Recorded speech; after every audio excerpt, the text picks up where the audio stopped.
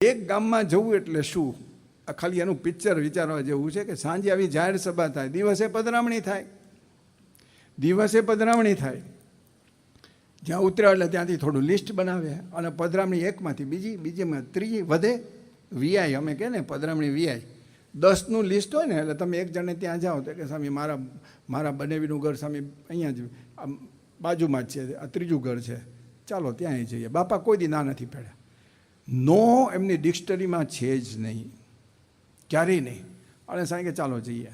પછી કે બાપા મારા ખેતરે આવશો, ચાલો ખેતરે આવશું. પછી બાજુવાળા ખેતરે યસ બાપા ગયા છે, છાપરામાં ગયા છે, બધે ખાડા ટેકરા બધા ચડી ગયા છે. સ્વામી વિચારે યસ કીધું એટલે સ્વામી ચાલવા જ માંડે, તમે પાછળ રહી જાઓ, એટલી જ તોરાથી કામ કરે સ્વામી. અને આગળ જાય બધા. અને એક પધરામણીમાં બધો કાર્યક્રમ પણ ગજબ થાય. આજ મારે ઓરડે રે તો થાય, પછી પૂજન થાય, પછી આરતી થાય, પછી પ્રસાદ ધરાવે, પછી પ્રસાદ ધરાવીને બાપા બધાને પ્રસાદ આપે. અને પહેલાં તો એવું હતું કે ધારો કે સાકર અને સૂકો મેવો કે સિંગ ધરાવી હોય ને તો અડધી કાઢી લેવાની ઠાકોરજી માટે અને અડધી ધરાવવાની કે ભાઈ ઠાકોરજીને કામમાં લાગશે. આ આપણી એક પ્રણાલી હતી વ્યવસ્થિત એ રીતે. અને પછી પેલા ભાઈ વાત કરે કે આ છોકરો સ્વામી ભણતો નથી, આશીર્વાદ આપે. એટલે સ્વામી એને સમજાવે કે ભાઈ આપણે ભણવું, ભણીશું તો આપણે આગળ આવશું, ભગવાન રાજી થશે, આશીર્વાદ આપે. પછી વળી કહે કે સ્વામી મારી ભેંસ બહુ બીમાર રહે છે, એના ઉપર હાથ મૂકો. એટલે સ્વામી ભેંસ ઉપર હાથ મૂકવા જાય અવશ્ય, કારણ કે હરિભગતનું એ દુઃખ છે, તે એ હમદર્દી છે, એને જે દુઃખ વર્તે જેવું સ્વામીને વર્તે. સ્વામી એના પર હાથ ફેરવે કે ભાઈ ભેંસ હાજી રહેશે. પછી તિજોરી ઉપર હાથ ફેરવાવે કે બાપા પુષ્પ છાંટો એટલે ભરેલી રહે. અને અમારા ચંદુ દાડિયા જેવા હોય તો એમ કે અમારી તિજોરી સામે મોટી નોટોથી ભરેલી રહે. પાછું કેવું કન્ડિશન કે મોટી નોટોથી, આમ ખાલી ખણખણિયા નહીં, 1-1 રૂપિયાના કોઈનથી નહીં, પણ આમ 100 રૂપિયા 1000 રૂપિયાની નોટોથી આખું ભરાયેલી રહે.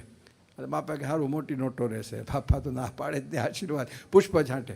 આ રીતે સ્વામી કરે. પછી ઘણી વખત પરિવારમાં ક્લેશ હોય, ભાઈને બનતું ના હોય, ઝઘડો હોય, બાપા બેસે પધરામણીમાં ત્યાં જ સમાધાન. પછી ઉપર છોડવાનું નહીં, ત્યાં બેસી બેને ભેગા કરવાના, બેની વાત સાંભળવાની અને સમાધાન કરવાનું. એક વખત હું હાજર હતો ખાનગીમાં. એ ખાનગી શું કરી બાપાએ, એક હરિભક્ત ત્યાં સારંગપુરની બાજુનું એક ગામ છે, ત્યાં આગળ એ હરિભક્ત છે, એ કંઈક નવું મકાન બાંધતો છે, એના પાયા ખોદાતા હશે.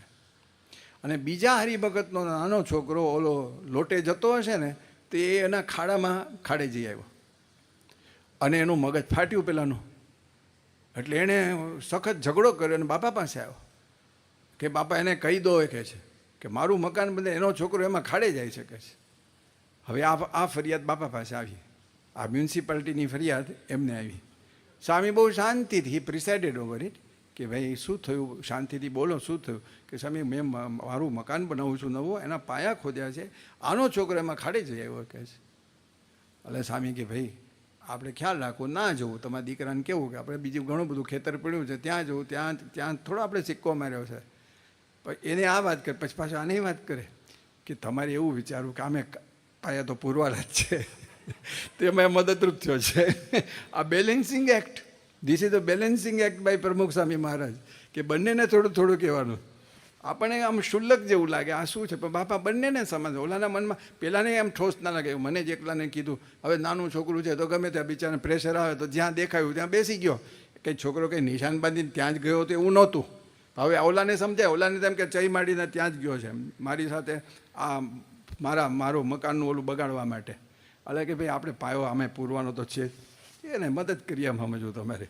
આ ધીસ ઇઝ ધી ખાનગી જેમાં બાપાએ પ્રિસાઇડ કરેલું. હવે વિચાર કરો, મોટા પુરુષ આવો તો રોજના પ્રશ્ન.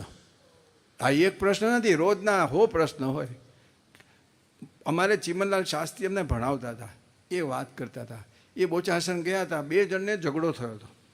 સ્વામી પોણો કલાક આની સાથે બેઠા, પછી પોણો કલાક ઓલા સાથે, પછી બેને ભેગા કે અમે ભેગા નહીં બેસીએ. અરે ભલા આદમી ભેગા બેસો ત્યારે જ સમાધાન થશે. બાપા પાછું એમાં સમજાવે પહેલાં કે આપણે ભેગા બેસવું, પહેલાંને સમજાવે ભેગા, પછી માંડ ભેગા કર્યા અને પછી સમાધાન કર્યું. ચિમનલાલ શાસ્ત્રી કે હું 2 કલાક સુધી ત્યાં જ રૂમમાં બેઠો હતો. આ બધું નાટક મેં જોયું વ્યવસ્થિત રીતે, પણ બાપાના મનમાં આ કોઈ ક્રિયા નથી, આ ભક્તિ છે. હરિભક્તના મનનું સમાધાન થાય, એનો ઝઘડો બંધ થાય એ સ્વામીને મન અત્યંત મોટામાં મોટી ભક્તિ છે. અને સ્વામી સમાધાન કરે એટલા પ્રેમથી કરે, બધાને સાથે જોડી દે. આ રીતે પધરામણીમાં કાર્યક્રમ થાય. પછી બાપા બધાને નવો હોય ને તો એને વ્યસન મુક્તિની વાત કરે, વર્તમાન ધરાવે, પાછું સમજાવે.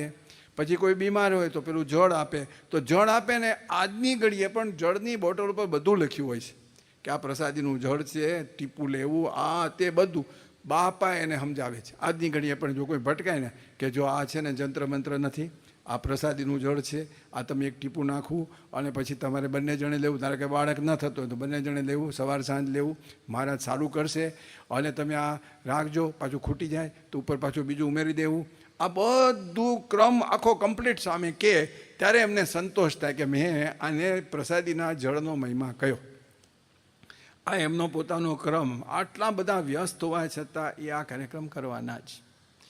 નવા હોય એટલે આપણે ઓલ ઇન વન મૂર્તિ છે ને આપણે સરસ પ્રિન્ટ કરી હતી અને એને રબર બેન્ડથી આપણે ગોળ વાળીને રાખી હોય એ આપવાની ત્યાં આગળ. એટલે સ્વામી કે આ પ્રતિમા છે ને એને આપણા ઘરમાં પધરાવજો અને સવાર સાંજ આરતી કરજો, થાળ કરવાનો એને, કારણ કે આ ભગવાનની મૂર્તિ છે. એટલે સ્વામી પ્રતિમા શબ્દ બોલે કે આ પ્રતિમા, અને એને થાળ જમાડવો. આ એક પધરાવણીમાં કેવું કામ થાય છે એ આપણે ખ્યાલ આવે. અને એવી પધરામણી તો બાપાએ રેકોર્ડ જ્યાં ગજેરામાં કરી છે. ગજેરા અમારા મહેન્દ્રભાઈ બેરિસ્ટર છે, એનું ગામ છે. એક દિવસમાં 157 પધરામણી કરી છે. આ 157 બોલવું છે ને એ નહીં સમજાય. એને વિઝ્યુઅલાઇઝ કરવું હોય ને તો ખાલી એટલું વિચાર, 157 વખત ઉઠ બેસ કરજો. તમે કોશિશ કરજો, એક જગ્યાએ જઈને બેસો તમે અને પછી પાછા ઊભા થાય અને બીજે બેસો. 157 અહીંયા ખુરશી આજે કોઈ ફોલ્ડ કરતા જ નહીં. કોઈને પ્રયોગ કરો ને કરવા દેજો. 157 ખુરશી અહીંયા બેસે, થોડો વખત બેસવાનું, પાછું પછી પાછા ઊભા થવાનું, પછી બેસવાનું. તમે આ એક જ દિવસમાં તમે કરજો તો તમે ફિઝિયોથેરાપિસ્ટ પાસે પહોંચી જશો કે ભાઈ મારી આ કેડ રહી ગઈ, આ ટાંગા ડૂબતા થઈ ગયા, બધું થઈ જશે. એટલે સ્વામીએ કંઈ જોયું જ નથી. 157 થઈ ગયું. બાપા કે બાપા રેકોર્ડ તૂટ્યો. સ્વામી કે ભગવાન સ્વામિનારાયણ આવ્યા ને એ જ મોટો રેકોર્ડ છે. ભગવાન સ્વામીને પૃથ્વી પર આવ્યા ને એ જ મોટો રેકોર્ડ છે. આવા બધા રેકોર્ડ તો કાંઈ નથી. સ્વામી એને ગણતાય નથી. આવી રીતે સ્વામીએ કહ્યું રાત્રે પધરામણી કરી છે. બાપા પ્રમુખ સ્વામી મહારાજ ફિલાડેલ્ફિયાની વાત કરે, સાંજે 4 વાગે, સવારે તો પધરામણી કરી હતી, બપોરે થોડો આરામ કર્યો, 2 વાગે જમીને 4 વાગે પાછો ઉઠી સવાર 4 વાગ્યા સુધી કરી છે. હું એક જગ્યાએ 1987માં 2:30 વાગે પધરામણી ગયો હતો, લેટ થયું હતું. એટલે મેં હરિભગતની માફી માગી. મેં કહું માફ કરજો, અમે બહુ લેટ થઈ ગયું, આગળ બધું વધ્યું એટલે સોરી આટલે તમારે જગાડ્યા. અરે કે અમે પ્રેક્ટિસ પડી ગઈ છે. બાપા મારે ઘરે 4 વાગે આવ્યા છે. બાપા મારે ઘરે 4 વાગે આવ્યા છે. ત્યારે મને ખબર પડી કે આ બાપા આના ઘરે, આ વ્યક્તિના ઘરે સવારે 4 વાગે. એ કે અમને પ્રેક્ટિસ પડી ગઈ છે કે બાપા આવ્યા હતા એટલે હવે સંતો આવે તો વહેલું મોડું થાય, અમે ટેવાઈ ગયા છે. આ કેવું છે, મોટા પુરુષે કોઈ સમય જોયો નથી, કોઈ સગવડ જોઈ નથી. અને પધરામણીમાં સ્વામી તો જબરજસ્ત દરેકને રાજી કર્યા છે. હવે પધરામણી વેરાયટી કરી છે.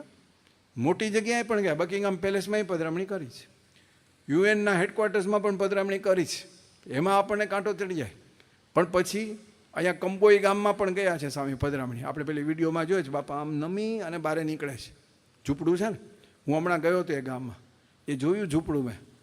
અને એની બાજુમાં એવું જ ઝૂંપડું હતું. એ ભાઈનો મોટો બંગલો થઈ ગયો છે 3 માળનો. એટલે મેં કહ્યું કે ભાઈ તમે, એ કે આ જે પેલું દેખાય ને એની બાજુમાં એક્ઝેક્ટલી એવું જ ઝૂંપડું મારું હતું. બાપા મારે ત્યાં આવ્યા હતા. બાપાએ દયા કરી તો 2003માં આવ્યા હતા. અત્યારે મોટો બંગલો 3 માળનો, ગ્રાઉન્ડ ફ્લોર આખું મંદિર કરી દીધું છે ને, 200 જણ બેસે એવડો મોટો હોલ. પછી એની ઉપર ફર્સ્ટ ફ્લોર પોતે રહે છે અને સેકન્ડ ફ્લોર પણ પોતે રહે છે. એ કે બાપાએ દયા કરી, બરાબર હાઈવેને અડીને જ છે, કંબોઈ ગામ છે.